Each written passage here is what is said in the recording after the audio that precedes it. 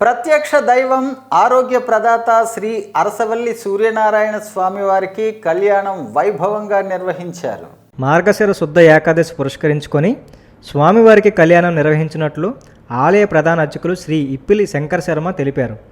బుధవారం వేద మంత్రాలు మంగళ వాయిద్యాల నడుమ స్వామివారి కళ్యాణం వైభవంగా జరిగిందని ఆలయ ఈవో వై భద్రాజీ తెలిపారు.